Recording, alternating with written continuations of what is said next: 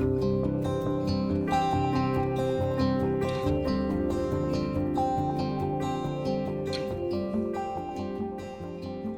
everyone, this is Joanne Bohegan. I'm a vice chair on your Foster City Chamber of Commerce Board of Directors.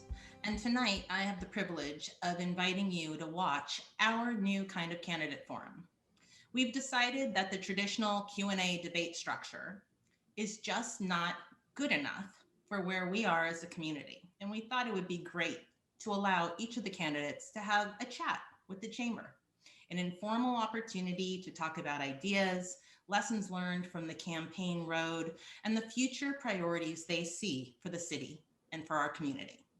So join me tonight as we unveil Chat with the Chamber with each of our candidates. We hope you learn a little something, and we hope you get out your vote. Hey, Sam Hindi, thanks for joining us for a Chat with the Chamber. How you doing? I'm doing very well, Joanne. Thank you. How are you? I'm all right. We're actually looking forward to this conversation. We've had so many great chats with the council candidates. You are last but not least. So wanted to give you the opportunity. We're going to dive right in. Obviously, we've given each of you the opportunity to choose kind of the area of focus and concentration that you'd like to have for this conversation. We changed the format so that our community could really get a sense of who each of you are. And we know that that traditional Q&A format really had not been lending itself to being able to have insights into what you really believe or why each of you. So let's just get started. How do you want to begin this conversation? Well, I think this is great format because quite honestly, I did not have to prepare anything. So you don't have any prepared questions and I don't have any prepared answers. So there we go. We're having a conversation. Two individuals in the city of Foster City is just chatting away. So just a little bit of background about me. And, I'm a first generation immigrant. I immigrated to the United States back in 1983 in pursuit of my education and the beautiful American dream that we all keep seeking and looking for. And for a first generation immigrant, I came in with very limited resources and I came in from very humble beginning, really. When I came to the United States, I only had $1,000 in my pocket. But I came, my dad wanted to support me and he wanted to give me the best education possible. And that would be the United States of America. So that's why I came here to begin with. But circumstances changed and the valuation of the Lebanese currency really devalued in such a way that my dad could not support me, pay for my education like he wanted to. So I had to put myself through college, work at nights as a driver, and go to university in the daytime. And then a few years after, I started a courier company from my one-bedroom apartment in South Pasadena in Southern California. And that was really one of those things that catapulted me into the business world, if you will, and started shaping who I am as a person, and ended up a very successful business. And that's how I came over to the Bay Area and specifically to Foster City in 1992. And in 1992 is where I landed in Foster City. I didn't know where Foster City was. And I drove by Foster City a few times without recognizing there's a city. So accidentally, I stumbled over Foster City, and I'm glad I did. It's been the best place that I have lived in so far. Obviously, my wife and I had our 3 children born here in Foster City. We raised our 3 beautiful children. They attended schools here in San Mateo Foster City School District, and they are in college now. But we call this home. This is my home. This is where we live. This is where we raise our family. And this is where I have my business. I started getting involved in the community by my way of giving back, really. Started early on, volunteering in the schools for my kids, and then Boy Scout. Ended up serving on the Community Emergency Response Team, CERT. That's how I got my feet wet to begin with. And then got recruited to serve on the Park and Recreation Committee. From there, as you know, when I started my business here in the city in 2013, I joined the chamber and ended up serving as the chair of the board of the Chamber of Commerce. In 2015, the voters of Foster City gave me the honor and the privilege of representing them.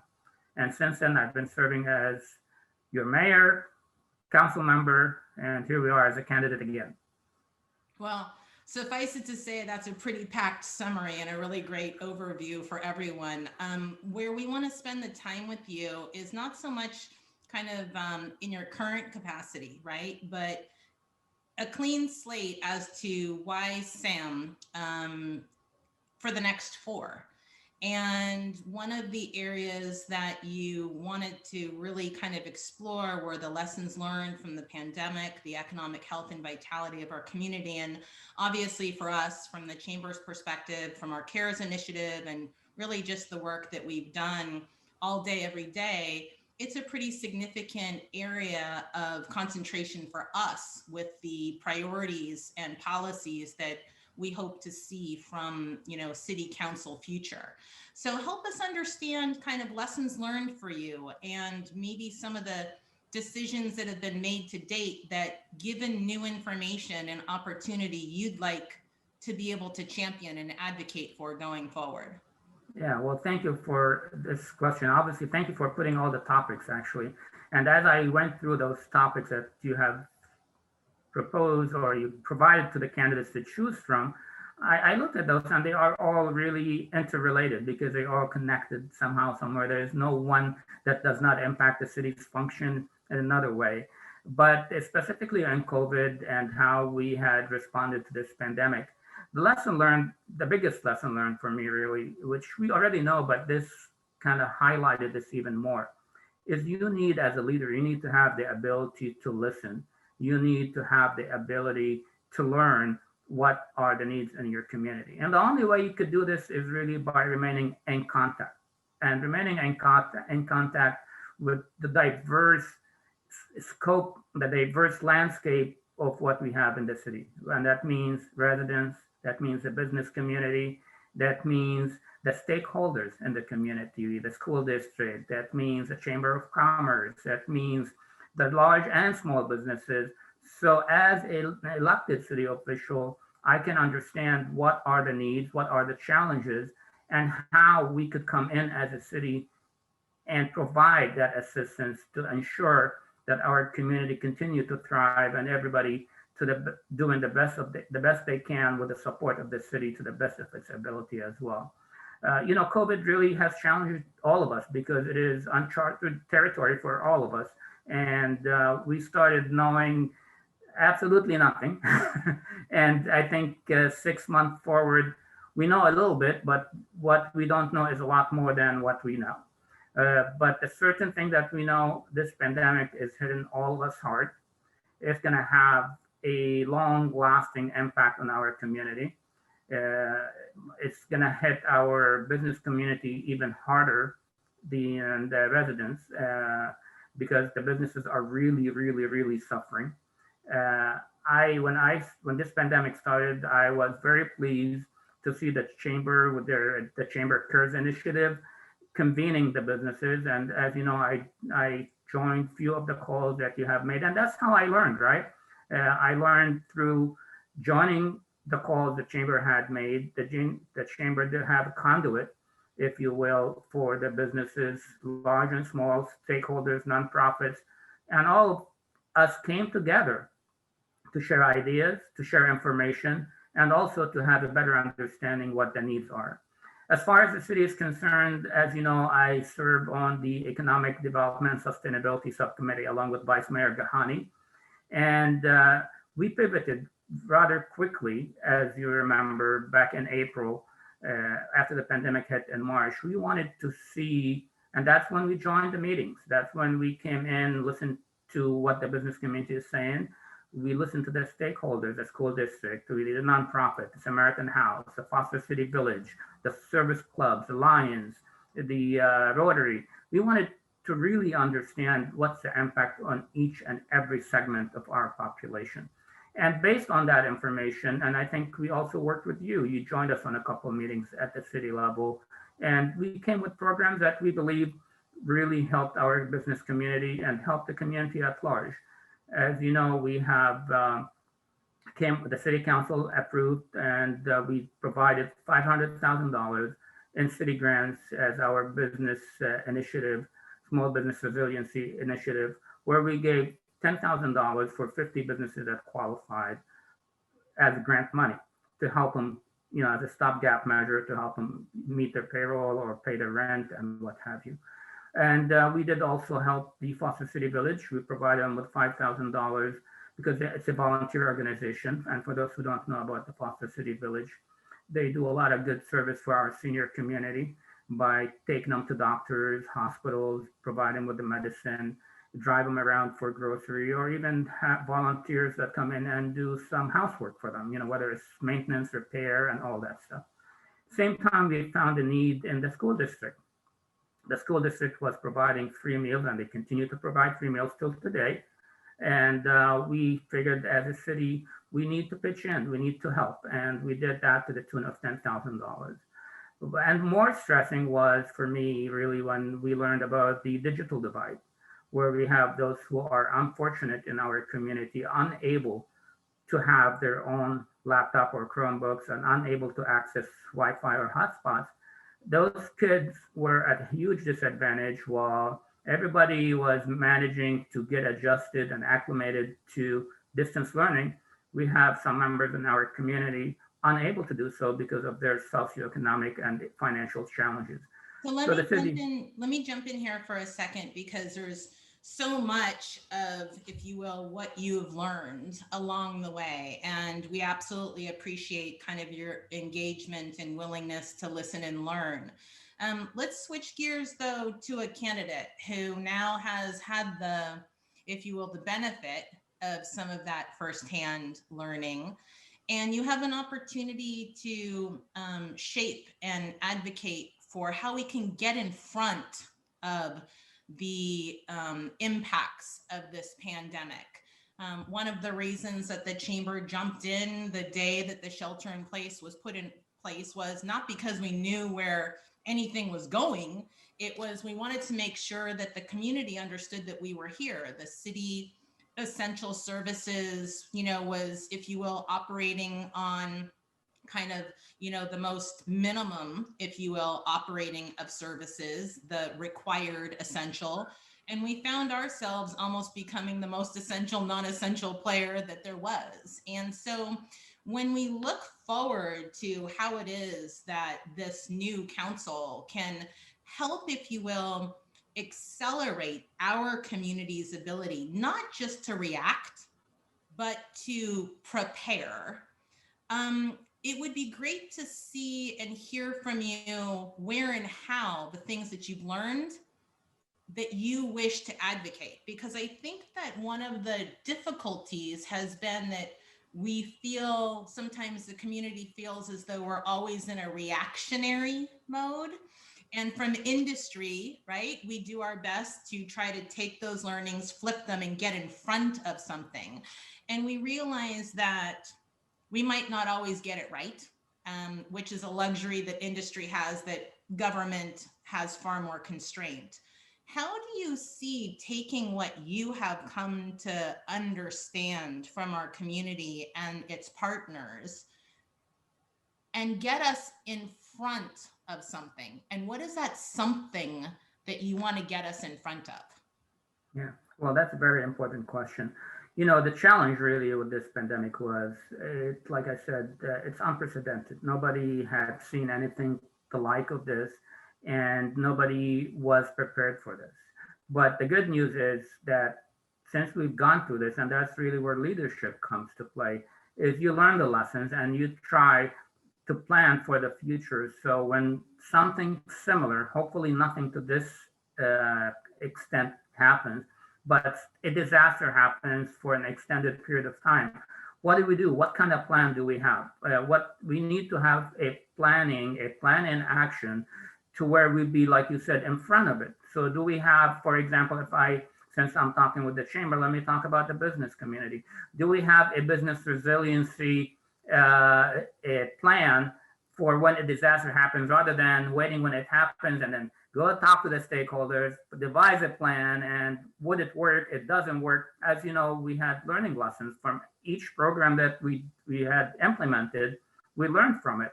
Some of it worked well, some of it not that well, some of it worked half. So we take those lessons, and in my view, we need to put a plan for the future to be proactive, to your point, rather than being reactionary. So, for example, we know if something happens, we understand there are a segment of our business community that cannot sustain an emergency for more than 3 months. Basically, that's their operation is they could sustain 1 or 2 months of not having the operational income. After that, they are really in trouble. What do we do to put in place some action that will trigger if a disaster like this happens, so we could be in assistance? Because the reality of the matter is, it costs the city a whole lot more money to go back, attract, and bring those retail services or these amenities and the businesses. It's not really just also about the money. When we talk about our community, it is how, a lot of us talk about the quality of life and place, and we know it means different things to many people. But the businesses, these amenities, although they might not be a huge source of income for the city, percentage wise from the general fund point of view, but they provide such a enhancement to the quality of life for our community that we need to make sure we maintain them. We need to make sure that we provide them the support that they need and deserve, so that community could get the services and the amenities and thus enhance their quality of life by having all these things available for them. So let's talk about that for a little bit. Each of the candidates have raised the quality of life as kind of an area that they're concentrating on, and each of you has a slightly different perspective on what that is. In the conversation that you and I are having now, you're expressing that the role and the value of our small businesses and the amenities that we have creates, if you will, not to put words in your mouth, but a richer experience. And that experience, I think, has become a little bit more palpable to our residents because they have lost access to some of those services and amenities. How does that affect the way that you see kind of our growth or our plans for the future of Foster City when it comes to land use or redevelopment or reprioritizing key capital improvement projects or whatnot? Like, where do you see the lessons that we are experiencing today shape some of the initiatives that you would like the opportunity to champion? Well, I mean, this is a very complicated question, so I'll try to to take a shot at it. Look, we have, like I said, you really need to have diversity of your businesses, diversity on your retail, so you could have that experience. And you have in certain areas in the city that you need to reassess the land use. In my view, land use, we have not had this discussion in a meaningful way for quite some time now. That is way past due, in my view, that we need to have a holistic discussion about land use. And that means talking about everything that is available within the city that is subject to revision, subject to repurpose the use of it. For example, the golf course is coming up, the lease is coming up next year. And I understand very well that the golf is a very important amenity for many in our community. But I think it will be irresponsible for the city not to take a look at what possibly could be there, perhaps along with the golf. Not necessarily. So when you start taking a look at things, that does not mean you will eliminate these amenities. Perhaps we could enhance those amenities. Perhaps we could develop the area of the golf course where we could maintain the golf course, maybe the driving range or whatever that might be, right? And then see what else we could bring that our community needs and thus enhance that experience that we have in Foster City. But the most important thing, I think, Joanne, in this, whether this is a golf course or any part of the city, is really having the community engagement and community input. And when I say that, I don't mean that in a way to where we put an ad in the Islander and that's the extent of the noticing for the public. really, if you want the public to be involved and engaged, you have to welcome them to the city council and to the chamber. And I think recently we have done that. As a council, we have shifted from past experiences where the public felt unwelcome. Now they feel welcomed, although it's been virtual, but I think it doesn't matter whether virtual or in person, it really has brought the experience to a different level to where, as we're supposed to be as elected city official, to act and carry ourselves in a manner where we invite the public to come in and participate and have a meaningful, and I mean a meaningful, underlying meaningful discussion with the public. So we could come up with the best plan and the best ideas for our future in our city. Look, there's 5 of us on the council, and there's a limited number of staff who work on any specific initiative. But we have over 32,000 people in Foster City that are extremely educated and have tremendous amount of ideas and culture and experiences.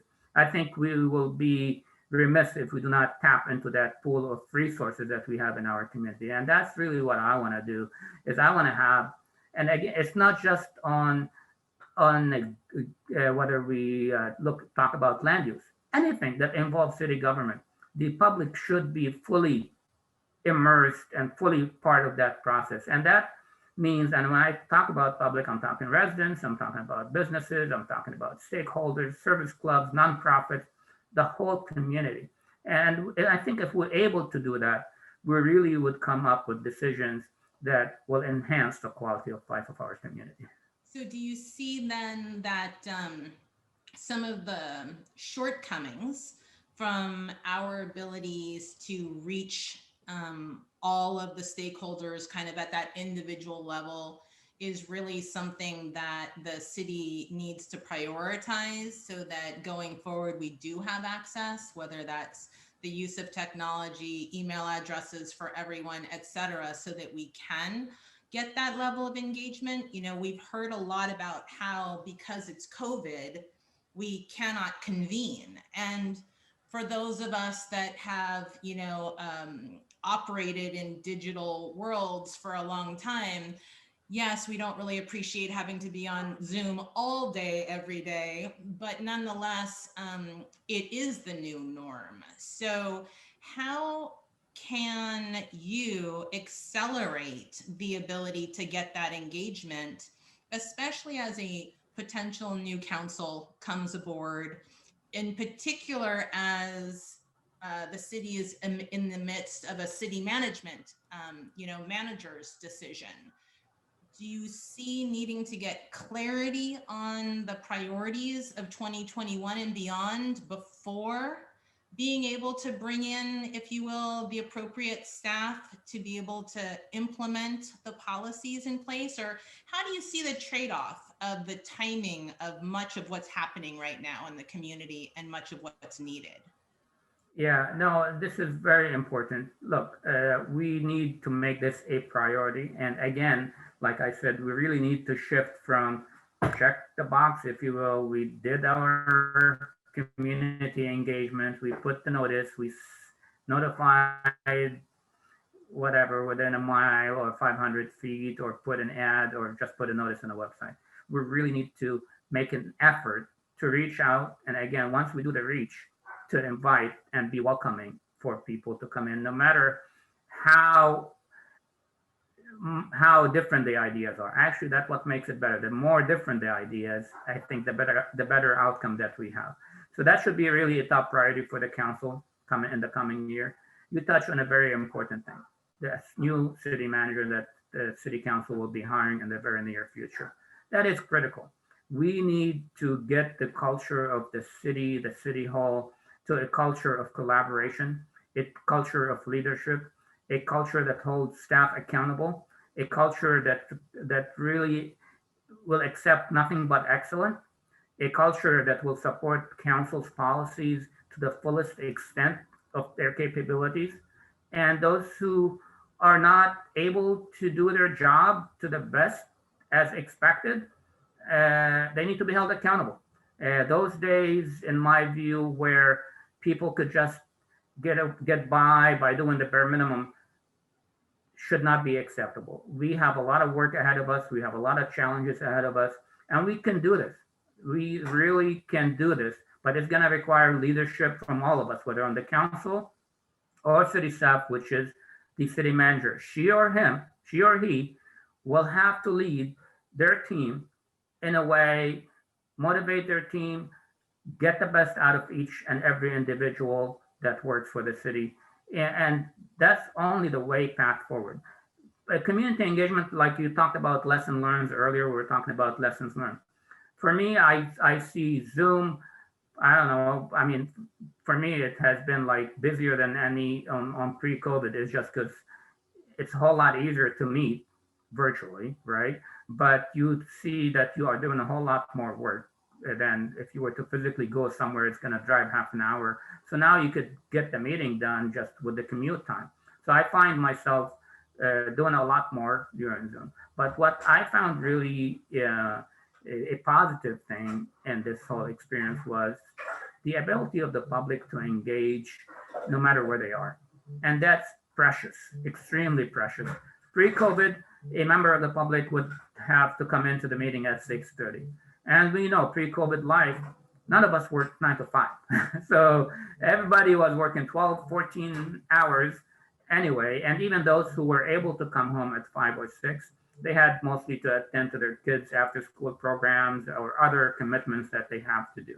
So they were not able to come to city council and share their ideas and be part of the decision-making process, if you will, unless it was a very hot issue in the community, and then they made the time and show up. But I want the public to be involved, not just when it is a controversial issue. I want them to come in because that's when they come with ideas, come with suggestions, be part of the process, share with us what you think, and give us your input. So I think what I'm trying to say is hopefully past COVID, which we will get past COVID one way or another, sooner or later, I would like to see us continue the ability of members of the public to be part of the meeting via Zoom or other digital technology, whatever that might be, whether Zoom or something else. I think that that's been one of the key takeaways for our board in particular is if we look at the topics that have been brought to council and the topics that are being raised by the community across various stakeholders, there is a different level of engagement. And by virtue of the tools that are allowing communication, we're starting to give voice to different stakeholders, perhaps, as opposed to those that have been more of the traditional voices that have been heard in these various forums. You were talking about kind of the role of city manager and staff. As you look forward, there is clear messaging coming from various stakeholders that are well entrenched in the community that may or may not align with an identity that you or other candidates see for moving forward and, if you will, evolving the identity of Foster City. As a policymaker, how will you work to put in place the mechanisms so that the city manager and the executive staff has the ability to manage those expectations and still deliver on what the policy direction of council is? That's so I don't know if I understood the question completely, but I'll try, and if not, you could follow up. I think there's gotta be a clear line about the authority of each body. You know, we are a city manager city where I'm saying this, you know that I know, but I'm saying this for those who do not know. We as a city council, we only hire the city manager. And then the city manager, she or he, will hire their staff and they are responsible for their staff performance. So I think it will be extremely counterproductive if council interferes into, it blurs the line between what, if council start getting involved in staff who are under the authority of the city manager. We need to make sure that our communication and our expectation is with that city manager only. Anything beyond that is a city manager. So the city manager is allowed to do her or his job properly, and they are held accountable for to us, right? But we cannot handicap the city manager by getting involved in department heads or any other staff members, and it just blurs the lines. It really creates an environment that is counterproductive, and everybody will be on their edge, not able to do their job, not able to be creative. So we have to respect our boundary, and we have to provide the tools and the ability of the city manager to do their job. Do you see, before we switch gears a bit, do you see the each candidate seems to have a perspective on whether or not the position of city manager formally needs to be made before the new council is put in place, or to take time to allow a new council to identify the priorities and establish the initiatives and policy governance, to know who and how to best hire for him or her in that role. Do you have an opinion that you want to lend to the community? Well, I don't feel strongly one way or another, but the way I see it, Joanne, is uh, from my view, when I'm looking at a city manager, I'm not really necessarily looking at the priorities because those come from council. I'm looking at leadership. I'm looking at qualification. I'm looking at experience. I'm looking at track record.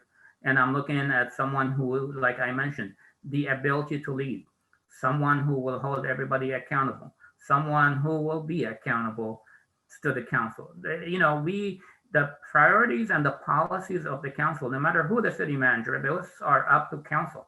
And once council identify those priorities, city manager, doesn't matter who that person is, will have to execute on those priorities.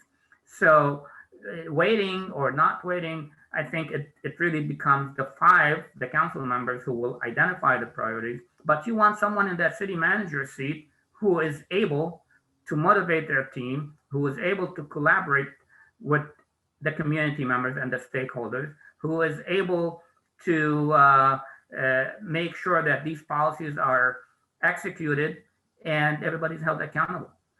So I don't think they are contradicting really. So could be either way, but I think it's the council who will identify the priorities. It's irrelevant to the city manager in my view. Perfect. We've got about 10 minutes. So I want to talk about, again, based on the subjects that you've chosen, economic health and vitality. Let's have a slightly different shift in the conversation from economics to healthy communities. We are having dialogue, if you will, come from social justice, diversity, inclusive growth. We are hearing challenges to, if you will, the norms. We are hearing that T. Jack Foster, in his original, what he envisioned, may or may not be fully realized or wanting to be realized. How, when you think about a healthy foster city and you think about moving the community forward, what does healthy mean to you? Well, I love this question because healthy is not the literal word. It's not the word literally. It's really healthy for me. I see a healthy community that means a community that is sustainable, a community that is, and sustainability is obviously have the economic sustainability, the environmental sustainability, and the social sustainability. And then when I speak about sustainability, some people kind of get confused. What is it you're talking about? What I'm talking about is uh, something that we could maintain for the long term, provide us as a community to continue to prosper and grow. But more importantly, something that has, so when I say economic, I say economic sustainability. It also includes economic justice. When I talk about environmental sustainability, I talk about also environmental justice. When I talk about social sustainability, I talk about social justice. And what that means is very simply to provide the opportunities and the mechanism for all members of our community to excel and grow to the best of their ability, not to leave anyone behind, whether economically, by encouraging small businesses, by minority owned businesses to come in, provide them with the mechanism to come in and work and open a business in Foster City. Talking about environmental, there's no question in my mind that climate change is the biggest threat that we're going to be facing, that we are facing. And we need to take action to continue to reduce our greenhouse gases and move from fossil fuel. Yes, it's coming from someone who owns a gas station, but we need to move from fossil fuel, right? And we have programs in the city. We are doing that. We need to do more. We are putting coming soon. We had an ad hoc citizen subcommittee that did a phenomenal work, I think, in a sustainable Foster City plan that I'm hoping we will reveal in the near future to the community. So that was a great project that a lot of people and the business community also were part of it. And when we talk about engagement, it's really, I mean that. I mean that in every sense of the word. We had people whom the city council selected to be on that ad hoc committee, but also we welcomed residents who were not. We welcomed a high schooler. That he really contributed a lot to that plan and to the conversation and the idea. We welcomed two members of the business community, large employers and smaller, that came in also again just to be part of. And we welcomed a resident who she works in the private industry, and she also on the environmental part, and she contributed quite a bit. So that's really what gives me hope. Now you talk about the social justice, right? So we need to provide opportunities, and we need to make sure. So social justice, I would say, affordable housing. Mr. Foster was great in his diversity in housing when he master planned the community. We have the apartments, we have the townhomes, we have the condominiums, and we have the single family home. It was designed to encompass, to bring people from different socioeconomic and all of them to come in and enjoy and be part of this community and what make the fabric. They are part of that fabric of this community and what makes Foster City what it is. Foster City didn't happen because of one group. Foster City is the great community that it is today because everybody, and I mean everybody who has been part of this community, contributed to what we have today. So I want to have opportunities. That would be something I'll be working on. I want to have opportunities to where the city, similar to the public engagement, when we talk about city contracts and procurement, I want to make sure that the city has a program to actively, and I mean actively seek women-owned businesses, minority-owned businesses to have a shot at city contracts, to have a shot at procurement, to have maybe even a large contracts that small business cannot do by themselves, or minority-owned small business, whether it's women-owned business or minority-owned business. Maybe we could look at having some extra points or credit or rating for a contractor who hires as a subcontractors minority-owned businesses. We need to provide these opportunities so we could uplift everybody, so everybody could share with the wealth and the health that we have, or the health of the city that we have.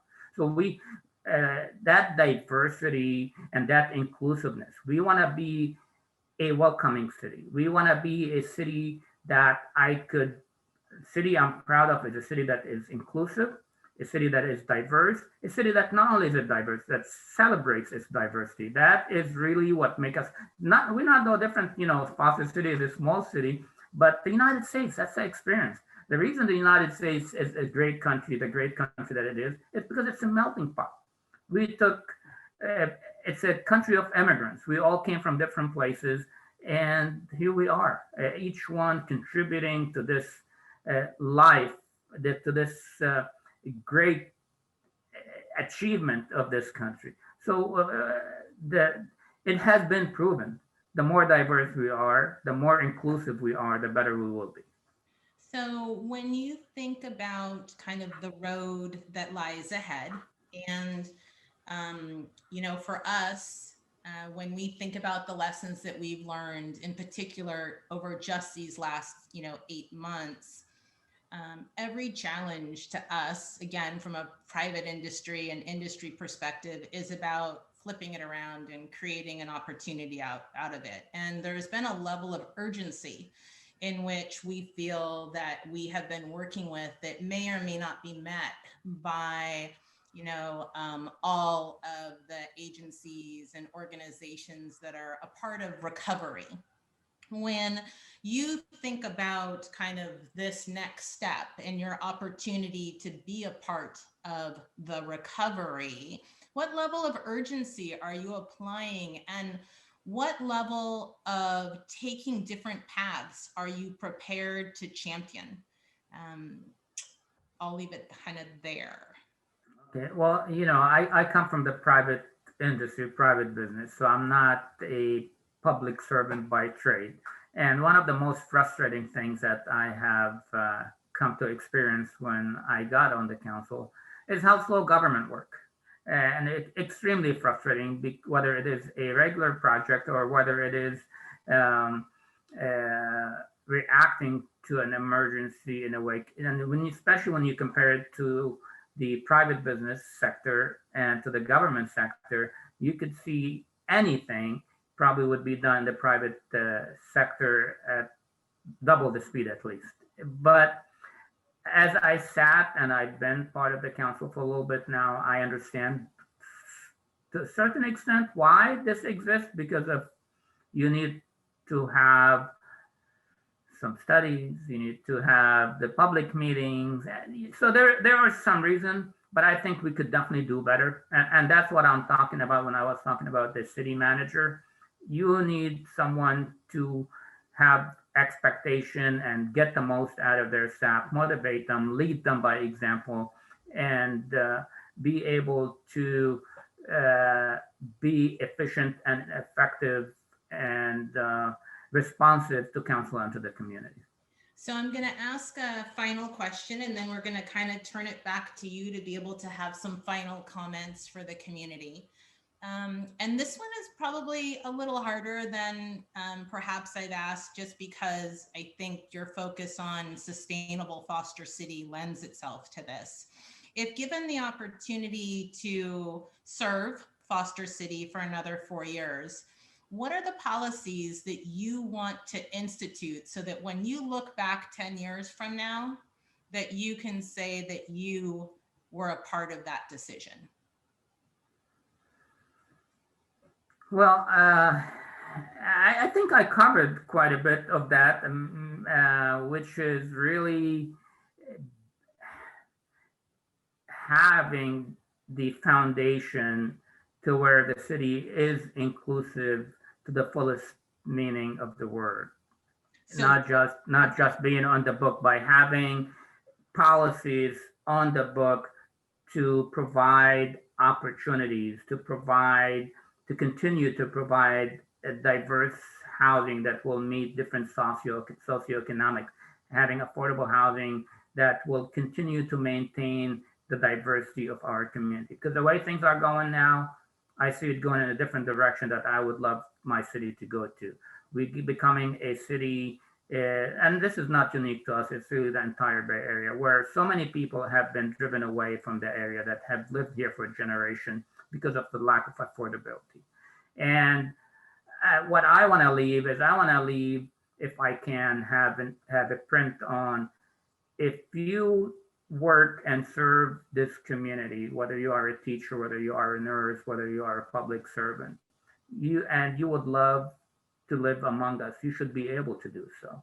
We need to provide those. And this is not just for those folks. First of all, it's the right thing to do, right? And second, I hope the community will understand that it is for our best interest also. When you have a teacher who lives here, they are invested in the community. When you have a nurse who lives here, he or she is invested in that community. And that's when I don't want my kids to go to school, and I hope nobody wants their kids to go to school with just one socioeconomic friends. The word is different. The word is not what Foster City is by itself. So the more we are having left behind when I leave that we have on the books policies and programs that really welcome and seek diversity and inclusiveness, whether it's on the socioeconomic, whether it is in people from different culture, different ethnicity, different religion, different backgrounds. For me, that social aspect is extremely important because that's what makes this community is great. You could build. It's not about parks, although they are beautiful and they're great and they are very important. It's really about people, and that's what I want to see. Well, we've touched on so many topics just from the two primary categories, and we could probably talk a whole lot longer. But I want to give you the opportunity to kind of wrap up why Sam, and why our community of stakeholders across all the various lines of interest see you as a candidate for the next 4 years. Well, thank you. First of all, thank you for the opportunity. And I think we said that I said in the beginning, and I saw you nodding your head, that the topics that you had mentioned, they are interrelated and you can't just take them and vacuum and talk about one. It's all connected to the future of the city and important stuff about the city. Well, why Sam? I think really we are in a stage, as you know, when I got on the council in 2015, the city has structural deficit. And we managed to get that city budget balanced and we built our surplus to 100% reserve. I think that's a huge accomplishment. That unfortunately is being challenged currently with the COVID. The financial situation of the city is going to be difficult. The uncertainty, and I underline the uncertainty of the COVID impact financially on the city is tremendous. The uncertainty on the business community. You are involved, and I know you know firsthand. You have firsthand knowledge. We have many businesses are threatened in our community. Small businesses that might have to close their doors. You need at this time really you need an experienced leadership, a leadership that have a steady hand, that have done this work before, that have a complete institutional knowledge of what it takes to get the work done. I have been an active listener. I have, and actually, I see those who I differ in opinion with, because that's those who support me. It's easy to connect with those folks, and they tell you the good news. But I want to hear the other side, and that doesn't mean sometimes, and that's usually sometimes happens when you don't do what people ask you to do as an elected. They get upset, and they confuse it. Well, you're not listening. No, I'm listening. But sometimes just because I disagree, I listen to you, but I disagree, I see it differently. So we continue to move forward. And so you need that kind of leadership who is not afraid to make the decision that after I do my due diligence, after I seek information from the stakeholders, I will make that difficult decision, even though some people will be upset. I understand in this job, no matter what decision I make, there will be some people who will not agree with my decision. But my job as your representative is to explain my decision to you and explain my decision-making process to you. And I hope you do understand. I'm not afraid to make those decisions for the best interest of the community, because that's really what my guiding principle. This is what my compass is.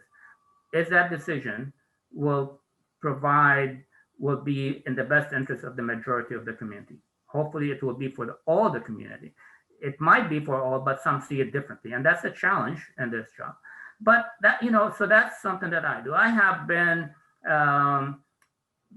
proven that I could work with anyone. I work with those who I agree with, those I disagree with. And I've been working very well with the council that we have. Although we don't see eye to eye on issues, we have our different opinions. And I think in some issues, we had 180 degrees differences. But that's okay, because at the end of the day, we were able to have a healthy discussion, and we were able to make decisions that are in the best interest of the community. And we were able to come in at the next meeting or even the same meeting on the next issue and have a conversation, have a discussion, and without anyone holding grudges. And that's what you want from your representative. And I have demonstrated that, and I'm able to do that with whomever the voters of Foster City elect. Well, we appreciate the opportunity to have a chat with you and want to make sure that whether in your current capacity, your future capacity, that you always know that the chamber and its access to resources and insights are here to do whatever we can for the community. I think one of the messages that we wanted to make sure that the residents in particular understand is that the business that the chamber is in is the business of community. And I think it has been eye opening for many to understand just how far our reach really does go. Even though we're coming at it from an employer or business perspective, the work with our nonprofits that has really touched into the individual in our community has been really awesome, I think, for us to be able to experience and be a party to as well. Leave everyone with the best way in which to get more information or connect with you. And you can wrap us up. Thank you so much. Let me first, before I do that, let me take this opportunity to thank you, Joanne, thank the Chamber of Commerce and its Board of Directors for giving me the opportunity to speak to the residents and business community of Foster City and connect directly with you in a format that is not a short 1 minute answer, but the minute you start talking about it, the minute is over and you cannot get your point across. So I appreciate the format, number one. I appreciate the opportunity and you reaching out. And I also have to say, give you kudos for all the work that you have done and the way the chamber has responded to the needs of the community as part of COVID response and the chamber's CARES initiative. I have seen that firsthand, so I'm not saying that based on something. I have seen that firsthand, the involvement, whether it's with the Samaritan House, whether it's with Lions, Rotary, the village, and obviously the business community as well. So to learn more about my campaign and learn more about me, very simple, samhindy.com. And from there, you could have the link to my Facebook, Twitter, Instagram, email. But if you want to email me, sam@samhindy.com. Thanks for joining us for a chat with the Chamber, Sam, and best of luck to you on the road to the election. Thank you so much. Have a good one.